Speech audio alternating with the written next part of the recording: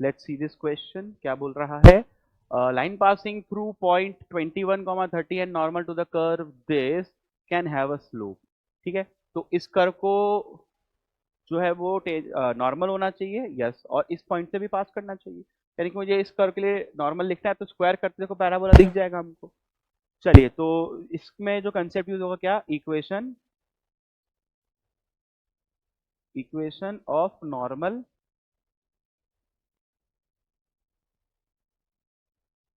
इन slope form.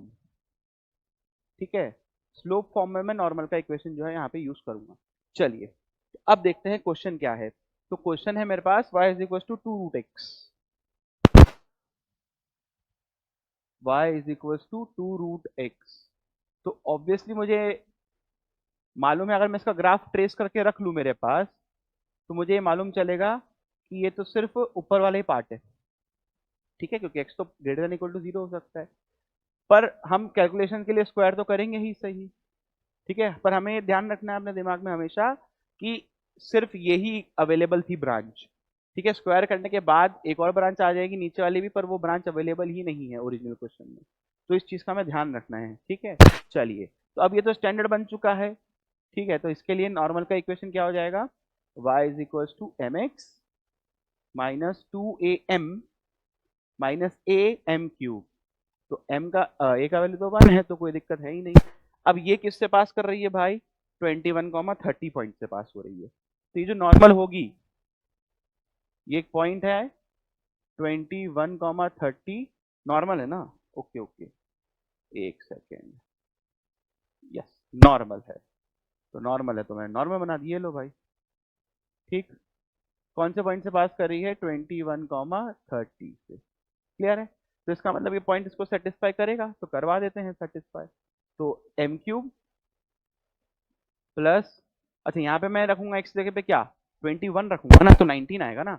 तो minus का 19m आएगा, और कांस्टेंट में आ जाएगा इधर, को इधर ही भेज रहा हूँ ना मैं, तो प्लस का 30 भी आ जाएगा, इज इक्वल टू 0 आएगा। ठीक, तो m में क्यूबिक बन गई, जिसको मैं इजीली सॉल्व कर सकता हूँ इसके फैक्टर्स के थ्रू। तो यहाँ से अगर मैं देखूंगा ना, तो m को सॉल्व करके m की 3 वैल्यू आएगी, और कमाल की बात पता है क्या है, तीनों ऑप्शंस में अवेलेबल तो हैं, पर आंसर कोई एक ही है। ठीक है, अब वो क्यों है वो मैं आपको समझाऊंगा।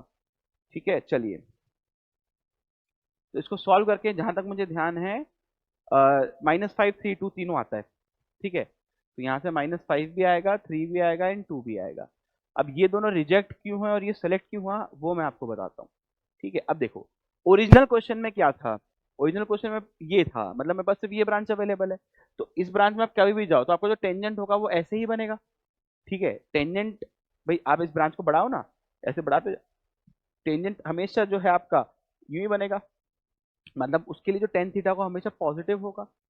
तो उसके परपेंडिकुलर जो लाइन होगी, यानी कि नॉर्मल जो है वो ऐसी ही बनेगी हमेशा, और ऐसी ही बनेगी, इसका मतलब उसके लिए जो स्लोप होगा वो तो नेगेटिव होगा ना। क्या आप ये बात समझ पा रहे हो, तो स्लोप नेगेटिव तो सिर्फ एक ही केस में है, पॉजिटिव स्लोप का नॉर्मल बन ही नहीं पाएगा, क्योंकि नीचे वाली ब्रांच ही नहीं है मेरे पास। इसलिए ये दोनों ऑप्शन रिजेक्ट हो गया, रिसेलेक्ट हो गया, और हमारा आंसर क्या आ गया, ऑप्शन ए। क्लियर है, चलिए।